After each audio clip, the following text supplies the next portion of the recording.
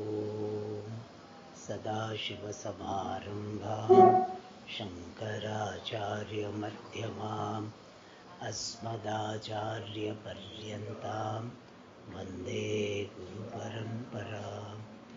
ॐ सहना भवतु सहनौ भुनक्तु वीर्यं करवावहै तेजस्विनावधीतमस्तु मा विद्विषावहै। ॐ शान्ति शान्ति शान्तिः। ॐ पार्थाय प्रतिबोधितां भगवता नारायणेन स्वयं व्यासेन ग्रथितां पुराणमुनिना मध्ये महाभारतम् अद्वैतामृतवर्षिणीं भगवतीम् अष्टादशाध्यायिनीम् अम्ब त्वामनुसन्दधामि भगवद्गीते भवद्वेषिणीम्। यं ब्रह्मा वरुणेन्द्ररुद्रमरुतः स्तुन्वन्ति दिव्यैस्तवैः वेदैः साङ्गपदक्रमोपनिषदैः गायन्ति यं सामगाः। ध्यानावस्थिततद्गतेन मनसा पश्यन्ति यं योगिनः यस्यान्तं न विदुःसुरासुरगणाः। देवाय तस्मै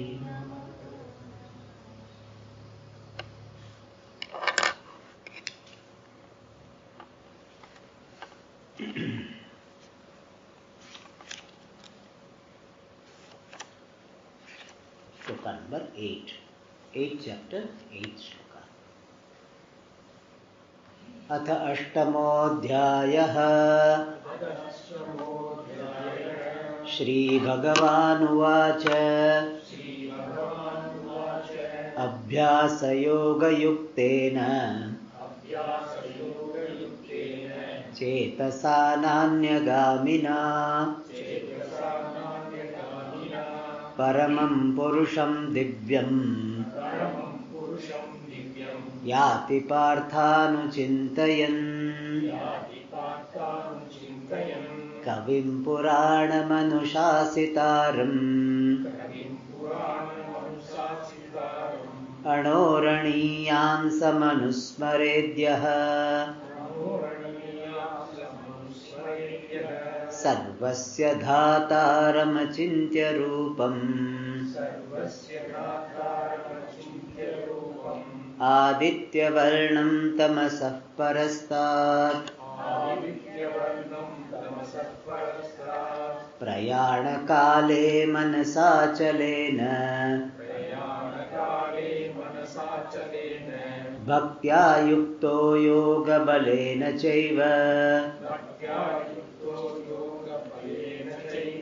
भ्रुवोर्मध्ये प्राणमावेश्य सम्यक्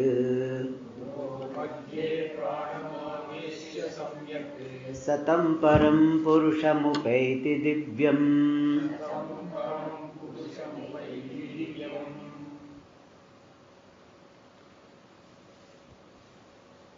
We are seeing the answer given by the Lord to the questions asked by Arjuna. Arjuna asked 7 questions and Bhagavan answered the first 6 questions very briefly. 7th question, how you are to be remembered at the time of death. That question Bhagavan is elaborately answering from the 5th shloka. And under that, Bhagavan is discussing the topic of Krama Mukti, freedom in stages. What does it mean? A person does meditation on Brahma, Saguna Brahma, and then he goes to Brahmaloka in a particular way, and there in Brahmaloka he gets the Brahma Jnanam and he gets moksha. That is called Krama Mukti. Sometimes what happens that some joke is presented by the speaker in the hall. Person doesn't understand. So he is all are laughing, he doesn't understand. But when he is taking bath, some hot water falls on the head, then it is, acha Swamiji meant this, then he laughs.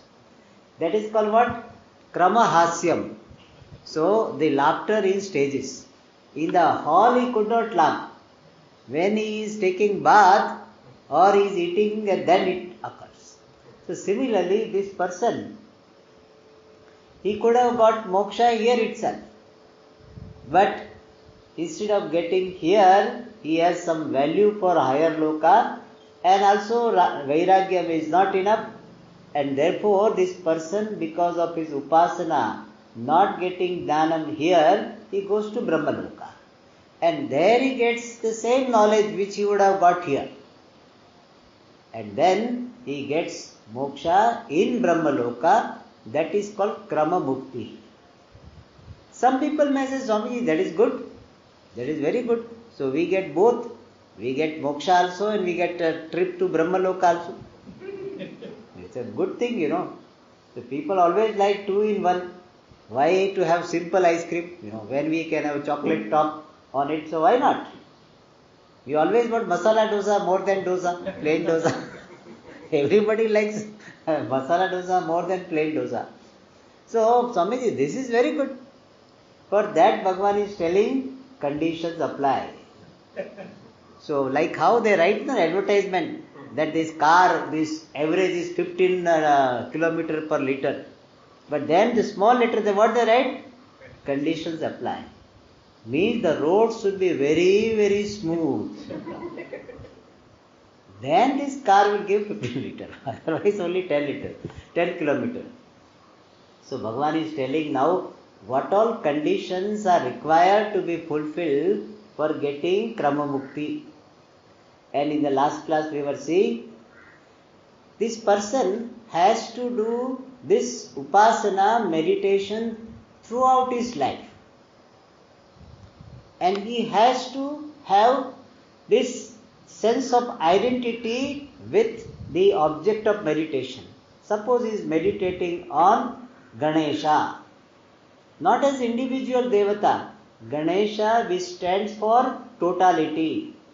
Ganesha is Tvameva Pratyaksham Brahmasi, Tvameva Kevalam Kartasi, Tvameva Kevalam Vartasi. That type of Ganesha means Ganesha, who is the creator, sustenance and the dissolver of the universe, who is in the form of Tvam Sarvatmaka Asi. That Sarvatmaka Ishvara is to be invoked in Ganesha. And then he has to discover, I am Ganesha. That much meditation, intense meditation he has to do throughout his life. And that is not enough. At the time of death also, he has to fulfill certain conditions. Like how rocket launching, so many things are required, countdown, so many steps are to be followed. So similarly, this person has to launch himself.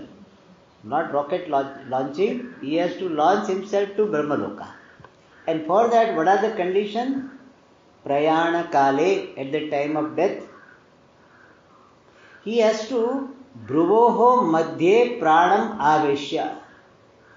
He has to withdraw the prana from the entire body and bring it to this Dhruvoho Madhye, between the 2 eyebrows, means this Agda Chakra. There he has to bring the prana. And for that, what is required?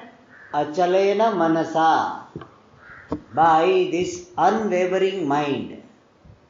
Because mind and prana are connected. So if mind is restless, your prana cannot be controlled. And if prana is not controlled, mind also will be affected. So they are connected with each other. Shakhayor dvai shakti mulaka. Ramana Maharshi says, that Prana Shakti and the Manas Shakti, they are like two branches of the same tree. And therefore, Achalena Manasa, with the unwavering, steady mind, and Yoga Balena Cha Eva, by the strength of the practice of yoga. To bring the prana to the heart first and then to the Ajna Chakra is not easy. At the time of death, that also. Now itself people have got all wheezing problem and asthma and all this. So, breathing itself is difficult. Here we have to bring the prana to the heart first, then raise it and bring it to this Ajna Chakra. So for that what? One requires lot of practice of yoga. And bhaktya yukta. He should be endowed with the devotion for the upasya, for the object of meditation, Ishvara. Lot of bhakti has to be there, then only this travel will be possible. And having raised the prana to the Ajna Chakra, samyak, very well, he should not move. And then afterwards it will come, then he brings it to the head, the Brahmarandra, and then saha tam param purusham divyam upeti. Then he goes to the param purusham, the Paramatma, which is divyam, which is effulgent. He attains that particular loka where this Saguna Brahman is available in a particular form, Hiranyagarbha or Virat. So this person goes to Ganesha Loka or Shiva Loka, whatever Loka. They are different names for same Brahma Loka. So this person attains his Ishta Devata in that Loka. And what is the nature of that Param Purusham? Initially person attains Saguna Brahma. And finally he attains Nirguna Brahma. So what is that Nirguna Brahma which alone is appearing as a Saguna Brahma available to be meditated upon? That Paramatma is presented in the next shloka, which is the goal of the meditator. The goal of meditator, Paramatma, is being described in the next shloka. Yadaksharam Veda Vido Vadanti Vishanti Yadyatayo Vitaragaha Yadichanto Brahmacharyam Charanti Tatte Padam Sangrahena Pravakshe.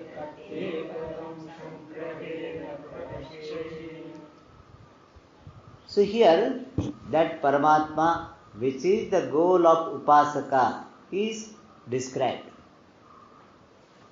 Veda Vidaha Yad Aksharam Vadanti. Yad Aksharam, which imperishable reality the knowers of Veda Vadanti talk about. Tatte Padam Sangrahena Pravakshe. That goal, which is Paramatma, Pravakshe, I will talk to you Sangrahena briefly. So I will talk to you briefly about that goal which is Paramatma briefly.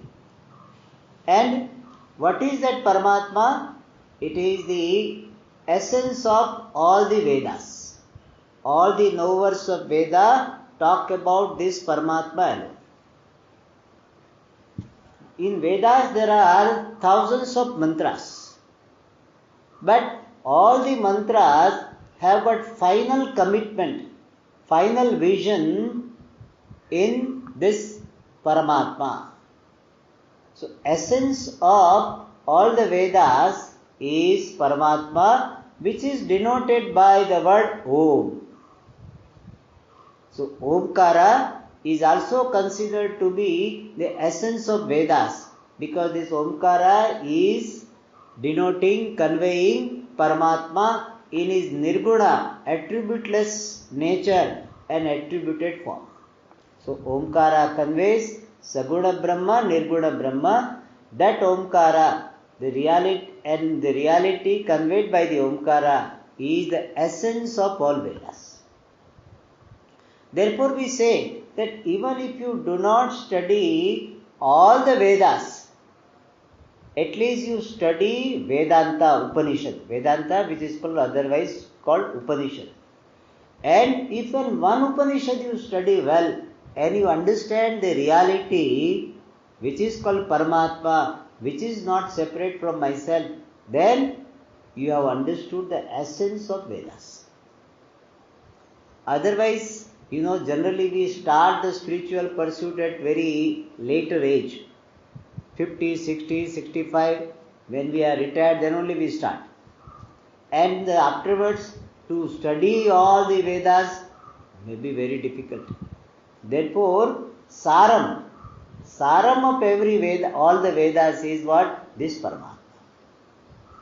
So, if you understand this reality called Paramatma as yourself, then all the Vedas are as well studied. That is why we, in exam time, what do? We study the important questions. In fact, we used to have the books like that. So where that only important question and answers are given. Or if they are not there, we write the essence. That we study. Because we don't have time to read so much.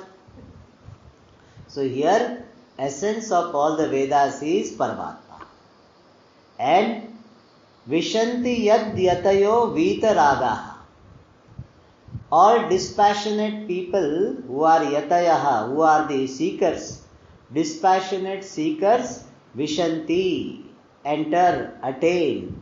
Yat, referring to the goal of all human beings, the ultimate reality which is the goal of all living beings, not even human beings.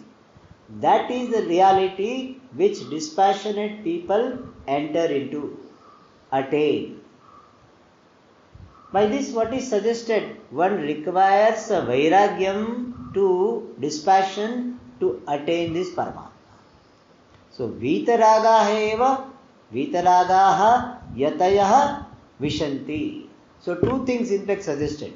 One is dispassion and appropriate, sufficient effort. Yatayaha means those who are making efforts. Appropriate effort in right direction and dispassion. These two things are there, then person attain Paramatma. And yadichantaha brahmacharyam charanti. Many seekers charanti follow brahmacharyam, disciplined life. Yad ichantaha, desiring which Paramatma. So many people follow this disciplined life, desiring this Paramatma. In Chandogya Upanishad, this story comes. They heard that if a person knows the Atma, then they attain everything. So listening to this advertisement, Indra, the Deva Raja Indra and Asura Raja Virochana, both of them they went to Brahmaji for getting the knowledge of this Atma. Then Brahmaji said, first of all, you have to follow this brahmacharya life, disciplined life for 32 years. See, imagine, you go to ashram and you want to study something and they say 32 years, no class, only seva. Brahmacharya. Brahmacharya has got, generally we talk about three things. One is the disciplined life, second is this Gurukula seva, and third is commitment to the study. These three things are there, then person is a brahmachari. Whether he is a married or not married, but if these three are there, we can call brahmachari. And sometimes we add one more, Ishvara Anusandhanam, prayerful life. So prayerful life is there, discipline is there, then Guru Seva is there, and the commitment to the study of Brahma Shastra, then that life is called Brahmacharya. And people follow Brahmacharya. The Indra Raja and Virochana, they followed the Brahmacharya for 32 years. After that, Brahmaji gave Upadesha. And he said, this body which you are, this what you are seeing in the pond, that is Atma. So he said, both of them said, yes, we understood that body is Atma. And Virochana went to his citizens, Asuras, and told that I have understood what is Atma, body is Atma. Celebrate. Khao piyo moj karo. So eat, drink and be merry. So that is the philosophy of Asura. Pamper your body. Nothing else is to be considered. Punya Papa, forget about. Pamper your body. Enjoy with your body. So that is what they got. Indra also understood like that. But then Indra thought that this must not be the self-knowledge. Because this body is temporary, how it can be the ultimate by which we can get everything? So I think something is missing. So he came back. Virochana did not come back. Indra came back. And he told Brahmaji that I feel something is missing. I would like to know more. So Brahmaji said 32 years more. For lesson number 2, 32 years more. So 32 years you have to study. Then after 32 means 64 years, he got the Upadesha on Atma, which amounts to say Sukshma Sharira is Atma. So he got, and he thought, oh, I have understood better. But afterwards, that also he was not very happy, so he came back. Like you buy some product and you take it back to the shopkeeper. Ye to itna to acha nahi hai. So that is not so great. So Brahmaji said, then again you have to do 32 years. So now imagine 32, now 32. Again after 32 years means totally 96 years. He did tapas and he was given the Upadesha regarding Karana Sharira, the Atma obtaining in deep sleep state. So he was happy initially, but afterwards he found out this also is not ultimate. Then he went to Swarga side and then he came back. He said, I am not feeling satisfied. Na kinchid atra bhogyam pashyami. I am not finding it is a fulfilling one. So 96 years he has completed. Still he came back. So now Brahmaji was little bit more considerate. He said 5 years more you do. 5 years more. Discount. Heavy discount was given. He said, if you want to know the ultimate, you do this 5 years tapas. And then he did 5 years. So totally 101 years tapas he did. And then he got the knowledge of Atma. So that is what he said here. Desiring which people follow brahmacharyam, disciplined life. The word brahmacharyam, you know what is the meaning? Brahma means Veda. Or Brahma means Paramatma. So generally we say Brahmani or Brahmane Charyamanam Vratam Brahmacharyam. The disciplined life which is followed for the study of Vedas, that is called Brahmacharya. Or the disciplined life followed for the knowledge of Brahma, Paramatma, that is called Brahmacharya. So one requires disciplined life for getting this Paramatma. People say, Swamiji will do 3-day course and will get realization. That doesn't happen. People want instant. Nowadays is a life, nowadays what is the period of, era of instant. Everything instant. We want instant coffee, instant noodles, 2 minutes noodles you have. So we want moksha also instant. So for that one requires, see, moksha by itself is all the time available. But to receive the knowledge that it is all the time available, you have to prepare yourself. So preparation is not really for moksha. Preparation is for making oneself fit to receive this knowledge that you are free. Otherwise, right now you are free. But to discover that I am right now itself I am free, you have to have prepared mind. And the preparation of mind takes time. In fact, that is all that in every situation is like that, no? See, preparing this rasagulla takes so much time. Eating, how much time it takes? Very little. So, the final stage, it doesn't take much time. But preparation takes so much time. So here, yadichantaha brahmacharyam charanti tatte padam sangrahena pravakshe. I will talk about that reality and how it is attained from the next shloka. So Bhagavan here told that Paramatma is the goal of all study of Shastra. Paramatma is the goal of the life of discipline. Paramatma is the goal for all dispassionate people. That Paramatma, how it is to be attained, that I will talk to you from the next shloka. Sarvadvarani sanyamya Manorudhi niruddhya cha Murdhyadhayatmana pranam Astito yoga dharanam.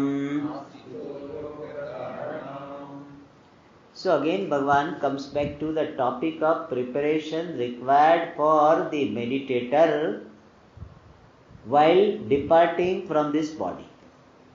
Like take off. Before take off, so many preparations are required. And what is one preparation? Sarvadvarani sanyamya. One has to withdraw all the organs from their respective field. My eyes have got the field in the form of all forms and colors. My ears have got the field in the form of sound, different music, different words, different stories. All sound are these field of my ears. My tongue has got the field in the form of taste, sour taste, sweet taste, all taste. And similarly, my organ of touch has got the field in the form of different forms of touch, soft touch, hard touch, whatever different touch. And this smell, the organ of smell, has the field in the form of different types of smell. So this Upasaka has to withdraw all the organs from their respective field. It is something like bringing the cars back to the garage. So garage, it was on the road. The cars were on the road. From the road, we have to bring them to the garage. So Sarvadvarani Sanyamya. And more difficult is Mano Hrudi Niruddhyacha. And having confined the mind in the heart. For the mind, the locus, the place of availability is the heart. Generally, we think that our mind is available where? In the brain. That is what our orientation. The mind is there in the brain. But according to Shastra, our mind is there in the heart. That is why when you want to say, I love you, what do you draw? Picture you draw? Heart only you draw. Do you draw brain? I, then brain you write. I, then you always I brain you, suppose you say. You I and then brain picture you do you. What person will understand? You are crazy. So, the heart is this place of emotion. And many people have got the doubt about this, that how can you say that heart is there, our thinking and is happening in the brain only? For that we sometimes, for the satisfaction of that person, we say, it is something like, in India we have got two capitals. One is called political capital, Delhi. Commercial capital is what? Mumbai. So our brain is like a commercial capital. More activity is happening. But when the mind, our chittam has to take rest, where does it go? It goes back to home, and home of the mind is the heart. This may be the office, we can say. The brain is the office of the mind, and the heart is the residence of the mind. So therefore, what you have to do? You have to bring the mind to its residence. Because it likes to be all the time in the office. Some people who are married, they like to be in the office more. That's why some company people said, we hire only married people. Why? They like to be in the office. So our mind is like that. It wants to be in the office. So from the office, this wife will say, no, okay, come back, we have already, food is ready. So similarly, the mind is to be brought to the heart. What does it mean? Mind is to be withdrawn from all the areas of thinking, planning, deciding. So that is a withdrawal of the mind is suggested here, mano hridi nirudhyacha.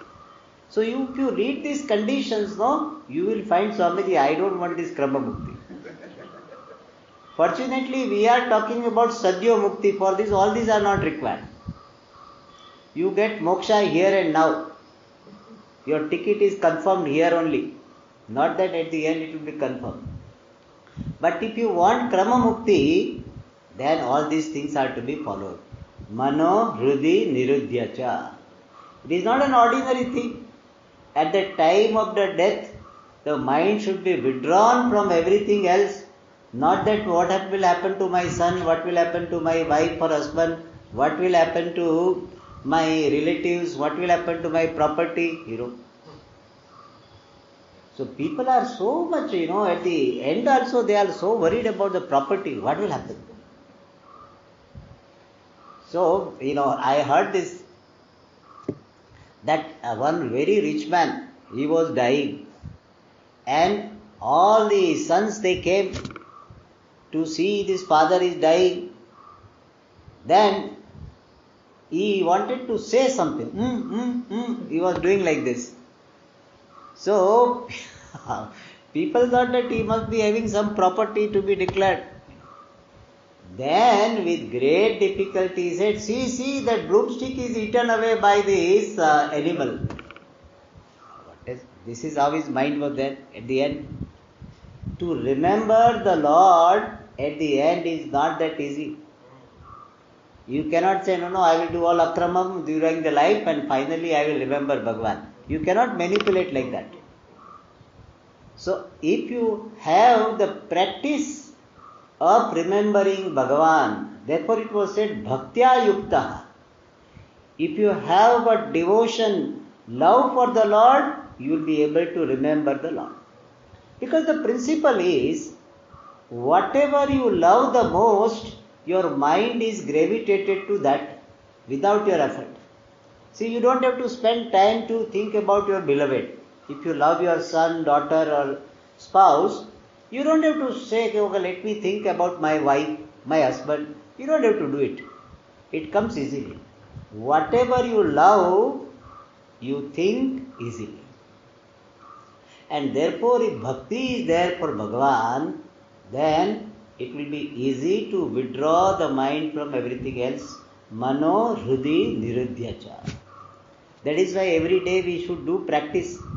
Withdrawing the mind from everything else. Can I remember Bhagavan for 5 minutes? Try that. If that is possible, then you will be able to do at the end.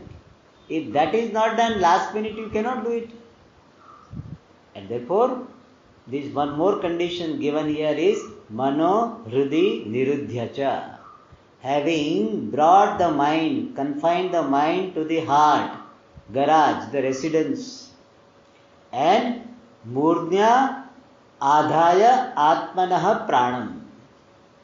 And having placed the prana, one's own prana, on the murdhi, on the top of the head, Brahmarandra. We have to bring this prana to Brahmarandra. That is a launching pad for our Jivatma to launch to be launched to Brahmaloka, this is a launching pad we have to bring to Brahmarandra. So, Murdni Adhaya Atmanaha Pranam. Having kept the prana from Ajna Chakra, we already brought. From there, we have to bring it to the top of the head. And Asthitaha Yoga Dharana. Asthita means remaining in what? Yoga Dharanam. Yogic concentration. Dharana means concentration. So one must have practiced this yoga throughout the life. Therefore, one is able to maintain that concentration. Yogic means yoga sadhana based concentration is called yoga dharana. So this is one more condition required. So one has to have this concentration to have this appropriate departure. And as if this is not enough, some more thing is talked about in the next shloka. Omityekaksharam Brahma Vyaharan Mamanusmaran Yah Prayatityajan Deham Sayati Paramangatim. So here one more condition is suggested, that person has to chant Om.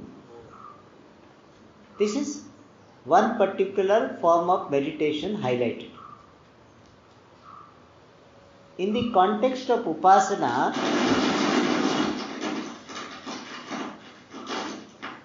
it's okay, it will go. We also have to go, so it will go. In the context of Upasana, we need to know certain terms, concept. And that is, one is called Upasya, the object of meditation. Anything, or generally it refers to Ishvara, Devata, upon whom I am meditating. Suppose I am meditating on Ganesha, then Ganesha will be called Upasya, that which is to be meditated upon.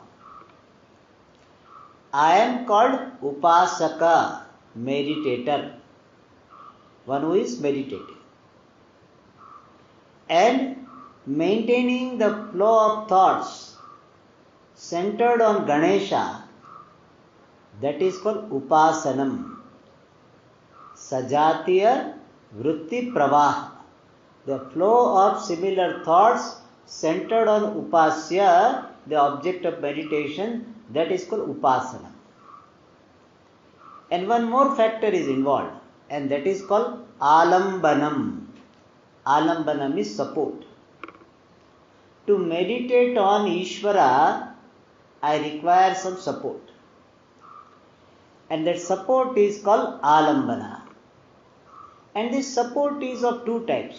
One is called Pratima, the idol. So what you do, you look at the idol of Ganesha and you look at the idol very minutely, starting from the toes, the nail of the toes, up to the head. You very minutely observe, then go up, up to the head you go. Then again you come down from head to the toes. You repeatedly, you mentally, you go through all the parts of the Vigraha, which is representative of Ganesha, Ishvara. And then you close your eyes and then same Vigraha you try to bring in your heart. This is called Pratima Dhyana, where you are meditating upon the Lord with the help of an idol. In idol what happens? Hands, legs, all, head, etc. They are clearly visible, discernible. So this is called Pratima Dhyana. So Pratima means idol is the Alambana, support for meditating on Ishvara. So really speaking, you are meditating on Ishvara, the Lord, but with the help of idol. You are not doing idol worship really, or idol dhyanam. You are meditating on Ganesha with the help of an idol, Pratima. Another type of support is called Pratika Dhyana. Pratika, not Pratika Dhyana. Pratika means symbol. Like Shivalinga. Shivalinga is called Pratika. It is a symbol of Shiva. You don't see heads, you don't see legs, etc., hands. But that particular object stands for Shiva. So it is called Alambana Pratika Rupa, symbol. Or we have got Shalagrama. So Shalagrama is the symbol of Vishnu. Flame is the symbol of Devi. So all of them are called Pratika. They are support for meditating on the Devata, and this support will not have any limbs, any parts. That is called Pratika Arupa Alambana, and the meditation will be called Pratika Upasana. Meditation on the Lord with the help of symbol is called Pratika Upasana. And one can take any Pratika, but one of the most popular one is Omkara Rupa Pratika. So here that is talked about. Omkara is a symbol for meditating on Paramatma, Ishvara. And whenever I say Omkara Dhyanam or Omkara Pratika Dhyanam, people generally think of what? One Omkara picture will be there. A big calendar or big poster is there, on that Om is there, and sometimes they put a light also. And you look at them and do Dhyana. That also is okay, it is a technique, but technically it is not called Upasanam. Shastriya Upasanam it is not. What is the meditation on Omkara talked about in Shastra? It is the sound symbol, not the form symbol. Means it is not that you meditate on the letter written on some paper. You chant Om, and that sound Om is the symbol for meditating on Ishvara.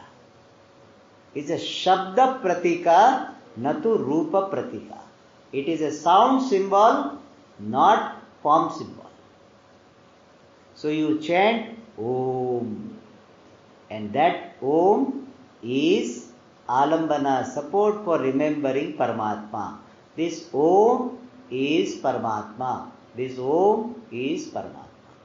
This type of meditation is called Omkara Dhyana. And for that, one has to chant Omkara and meditate on Paramatma. Those details are given, which we'll see in the next class.